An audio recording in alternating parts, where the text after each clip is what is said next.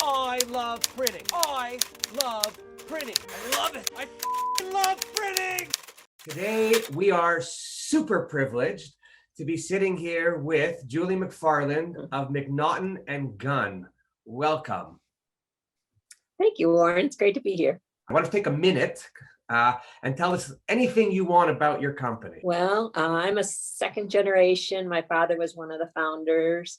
We celebrated 45 years in business last year. We are a book manufacturer.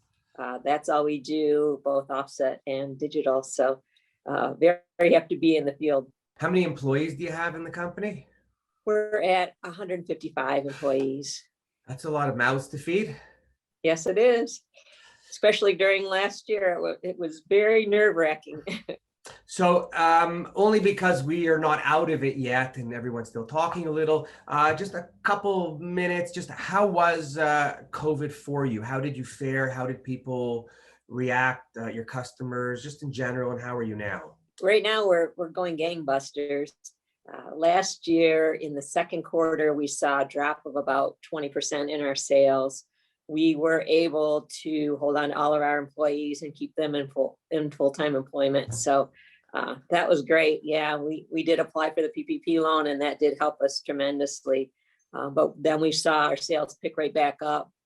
Most of the projects that didn't get done in the spring got postponed till the fall. So we're very, very busy right now. Books are finally trendy again, print books. In fact, printed books had their best year in 2020 since 2010. So it was a great year for print. So how many titles or how many different books do you think you've printed? That's a tough one. We produce about 6,000 jobs. Some of those are repeat jobs though. So maybe 4,000 titles a year. So 45 years in business. So it's a lot. We didn't do that many when we first started. Oh, I'm sure. So you know what, maybe if things get a little quiet, instead of sending someone home, you could have them go and research how many titles you've printed. How many different types of binds are there? We primarily do paperback, but there's quite a few different ones that we work with partners on. Okay, so paperbacks would be your specialty? Right. And you never just wanted to go into the hardcover bound books?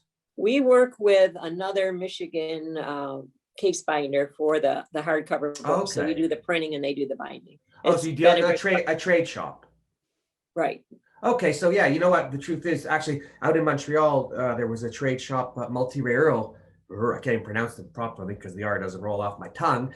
But for most of the printers in Montreal area in Quebec, he was the most amazing. He is still the most amazing bookbinder.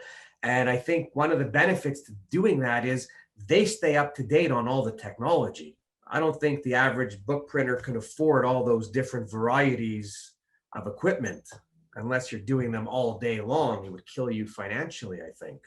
Right. So all the equipment and then all the additional supplies that we'd have to keep. Yeah. And then forget the training and the people. Right. So, all right. So to the trade people listening, there is a place for you and we appreciate you. Absolutely. How do you go about finding your business? We get a lot from referrals. And then we also go, well, when they were happening, we went to the publishing shows and talked to people in person. Now we're doing a lot of that virtually, but we are able to retain a lot of our customers. So our top customers really kept us going last year. Maybe a dumb question, but why are you able to retain all these customers and like, why are they all coming back and staying with you? We have a very talented staff. We focus on the people to people. So we try to keep that connection. Oh my God, I'm so happy to hear you say that because I love people to people. I'll even tell you during this past year where it's been brutal and just everyone was tired. Like I was calling my telephone company and put on hold, but when I got on to speak with someone, I was so happy just because I didn't know what else to do all day some days. And then great conversations, and the people that I was speaking with, when you're kind to them on the other end, they're super kind on the way back. And then there's nothing better than just a great conversation, whatever the topic is. So do you guys have anything planned for the future, different or new? Well, most of our growth right now is in the digital area. So we're making investments in that area. And then we're looking at some additional replacements of equipment this year to keep us going. like I said, we're really busy, so we're trying to reinvest in the business and keep the talent that we have. For any manufacturers that are listening to this this little video chat, just sharpen your pencils, because Julie's pretty tough, and it's not going to be a walk all over her. There's my little plug for you, for them to get a little tougher. In terms of the future, how do you see the future of what you're doing? We're really excited about being in books right now. Back in 2008, when the Kindle and ebooks came out, they told us print books wouldn't be around anymore. So we're glad to prove them wrong and be here and be printing lots of books. Listen, when the whole computer thing started, they told us that everything's going to be paperless, and print is going, and print is dead, and print. And you know what? I've never printed so much paper off my home printer because I could barely get my name on the same page to sign it. That's just one of the mistakes that I keep printing. And then I still like I personally, when I'm on the screen, I like to print out what I'm reading. I like to print what I have, staple it, put it on a folder. Easier to find, easier to reference, right? So, and there's been a lot of studies that people retain that information better on print, and that students learn better with print. Yeah, no, I think the screens are good for movies, but we got to go back to print. And then, I mean, I'm so sick and tired of hearing people say print is dead. That's right. And like you mentioned, the art side of printing, there's beautiful pieces out there, and you just can't get that in a digital environment. Oh my God, it's not at all. Are all the books you're printing, are they black and white? Are they color? On the offset side, the books are black and white. On the digital side, we do have an inkjet press, so we're doing some color on the digital side. Oh, cool. You want to give a plug for your inkjet manufacturer? Our inkjet manager is Canon. Canon, woo, Canon, it's your day. Excellent. And you're enjoying the machine? We are, yes. Will they have a chance at another one? Oh, they might. We're keeping this one pretty busy. Okay, well, tell them to sharpen their pencils again. Tell me about the people in the company. What's the culture like? What do you? I mean, just before you tell me, when I was on your website, and you guys have your people care initiatives, your earth care initiatives. It just seems to me, and I could be wrong, but you'll correct me, that you have a caring, concerned company where it's really all about the people. Absolutely. The founders of the company use the phrase "where people make the difference," and we try to keep that going. We tried last year through the pandemic, we did monthly celebrations just to kind of, even though we had to stay our distance, even though we couldn't get together, we still wanted to have some fun and recognize people for the contributions that they made. These people are very talented. There's a lot of craft involved in printing. And I think that's the one thing that we're most proud of when people come and tour the facility, when they could do that, is the people and how many operations there are and how much talent it takes to make that book come together. Wow. And you know what? I don't think we talk enough about the people. I think we talk maybe too much about equipment, automation, and new technology. But behind all of that are really people. Yep. People who make it work. Actually, I can remember back I went to a company called Cameo Craft, and it was owned by the late Larry Kendall. When he passed away, I think he was in his late 70s, way too early. But I remember going to his company that was, his father had started it, and his son was working there. And when he gave me a tour of one of their Flexo plants, and we walked through the plant, he knew every employee, and they had a lot of them. He knew every employee by name, how long they've been there, what they do. And when we would go by different areas, he would stop and talk to them and address them, right? And I thought that was the coolest thing, because this was a couple hundred employees, right? Mm-hmm. All that. And then even the way the plant was set up and the ceilings. And I will tell you, after I had that tour with Larry, I went back to my place and I made sure I knew every single person's name, how long they've been there. Because when I started touring people around, I would introduce the people to whoever I was touring. But the one thing that I noticed, the people that worked with me that I was introducing, you could tell a certain amount of proudness when Absolutely. You know who they are and recognize them for what they do. right? I think we talk about people, money and conditions, but working conditions, one of them, Mhm. recognizing, honoring, and thanking, Absolutely. and thanking. Absolutely. How old is your company? So last year we celebrated 45 years in business. We were 45. founded in 1975. Wow. How long have you been there? You don't have to answer if you think it dates you, but I know. I actually, when the company was started, we were binding books in our garage Really? initially. My dad would bring home a skid of books and pay us by the skid to get it done. So I've been around a long time. I left for a few years and worked for the local utility company, but then I came back. Oh my God, slave labor of your own children. I think that's spectacular. That's funny. Yeah, wow. So that way doing, how are you binding your own books? With the We were table, doing, glue, wrap around the cover? oh no, we were doing GBC punch in our garage. Ah, Yeah. I remember when I started in print, we had, I've told the story before, but we had two AB Dick 365s, like black and white duplicators.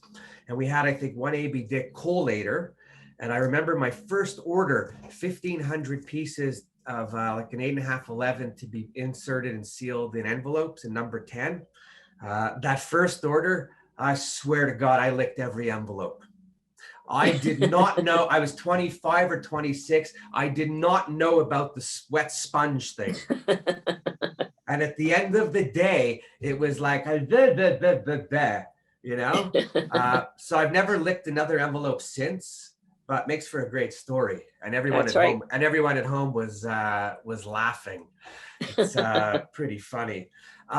For books, do you have any applications for publishers that make it easy for them to work with you, or how do they get you files? What do you do? We are using the Kodak Printergy system and Mhm. Insight to help file flow for our customers, and we've just upgraded that, so we're gonna have some more options for them to make it even easier. Make it easier. And is there an average order size these days, or how does that work? Well, on the digital side, it's probably around 50 to 100 copies. On the offset side, it's probably around 3,000 copies. And do you have anybody that you work with in terms of publishers where they don't do ebooks? Most publishers are doing ebooks and audiobooks and print books. They're trying to get their material out to however the reader wants to see it. But a lot of them are still getting the majority of their revenue from the print side of it. Yeah, so I'll be honest, I tried those audiobooks, and in theory, I like the idea, but in practicality, they put me to sleep every time. So it's like listening to the same chapter like 4 minutes 100 times, you know. So it's pretty funny. So what else do you see in the industry? Does anything particularly excite you going forward? Well, just the fact that books are trendy again, that's the biggest, I think that's the biggest thing, and seeing our customers succeed and get their titles out there. That's really exciting to see all the craftsmanship we put behind a book and then have it succeed in the marketplace. Yeah, that would be pretty good. Do you have a lot of the any of the authors ever coming to the plant to pick up their books? Not too often. No? Unfortunately, you don't get to always meet them directly, but we're always excited to have our customers come in and talk to them face to face. Oh, good. And does everybody in the plant read? I hope so. I I hope so, certainly eh? do. Well, I hope they're buying the books and not taking them off the skid when the extra ones come in from the bindery. No, that's good. That's I good. spent a lot of time at the bookstore. Oh, I'm sure. You know what? There's nothing better than the bookstore. I mean, I personally, I go into the bookstore and it's just whatever you want to look at's right in front of you. I like big books with pictures, either fishing books or racing books or anything or collectible books. Actually, I was just watching something on Antique Roadshow where they had some first edition of books that are like, I mean, just still held together, and you could see how they were printed. And I don't know, I think they came out and told some person that was worth about $27,000 for a first edition of some book. And like, I watched the lady turn green and almost pass out. That's the best part about the Antique Roadshow, watching people with the surprises that they don't know that they have. Anything, message that you would like to relay to anyone who's listening? And I'm hoping everyone's listening. Just that we can always use more good people in the industry, not just us, but I think the industry overall. Sometimes I don't think get the credit that we need and deserve as an industry. There's lots of, like you mentioned, lots of good technology going on and lots of things to learn and lots of opportunity for those that want to make a good living. Wow, that's music to my ears, because what I've been saying, and I'll say it again, is we need to get rid of the people who are negative in this industry, who don't do us justice. We need to get rid of the people who don't really care to be here before they ruin it for all of us. And more importantly, we need to attract younger people. And in attracting younger people, we need to let them know that our industry is not really the printing industry anymore. It's the communication industry with high tech. Because as you buy new equipment and others buy new equipment, there's more push button. Nobody's getting their hands dirty anymore the same way, right? Unless they get something caught somewhere, which they shouldn't be doing. But the presses have cameras in them, screens, everything's a video game. We're doing AR in our industry now. I want to promote young people. I want to promote people that get excited by color, that get emotional with color. Just, oh my God, I love print. And for anyone well, you know what? To be sitting there doing what you do, you have to love print. Yes. And you know how I know you love print? It's not the wall graphic behind you. You have a smile that's not going away since we started talking print, and that is au naturel. Absolutely. So yeah, it's so exciting to see those books when they're finished, and to see all the work that went into it come, and then the publishers, their excitement when they get the books. So I'm going to just tell you when I was in the world of print, like selling a lot, we didn't do a ton of books. We did a few books. We did a few hardcover case-bound books for some special projects with some companies. But there was one book that I had worked on with the late Aaron Fish, and Aaron Fish was an innovator in the lock business. He probably created a lot of the locks that we see today. And he started in the 60s, and he actually built in Montreal a lock museum where we helped him out with all the stuff. But when he called me and I went to see him with Sarah Morley, the graphic artist who put the book together, to talk about the book was the book of his life. So to watch him, and he was in his 80s and lived a big life, but to watch him when he was explaining and talking to us was just so invigorating and enlightening and exciting that the only part that was higher than that and even better and more exciting, I can't even think of the words to describe, was when the book was finished and delivered to him. And I went to bring him some copies myself. The expression on his face, the glow that he had, I could only compare it to when I had my first child and my second. I don't want to discriminate against the two kids, but when you have that feel like he had his baby in his hand again. And the best thing when talking with Mr. Fish, funny that his name was Mr. Fish and I love fishing, but to sit and listen to the gentleman talk about his experiences, to talk about what he did, to talk about the innovation. Even though he started back in the 60s, all of his experiences are translatable to today, right? To do the same. So anyway, not to go off topic, because it was about the feeling of the book. So, oh my God, books are great. I encourage everybody to go buy a book today. Buy a book for yourself, buy a book to send to somebody, send the book to a loved one, buy a kid's book. Books are great. Would you agree? I absolutely agree. Great. To everybody listening, I want to thank you for listening. I want to thank Julie for joining me today. It was truly a pleasure. learned a little bit about books and how great they are, and everybody, they are coming back. So go out and get some more. To everybody else, please check out my YouTube channel, Warren Werbitt, subscribe. And I look forward to seeing everybody again soon. So everybody, Warren Werbitt, I love print, what they think. Have a great day.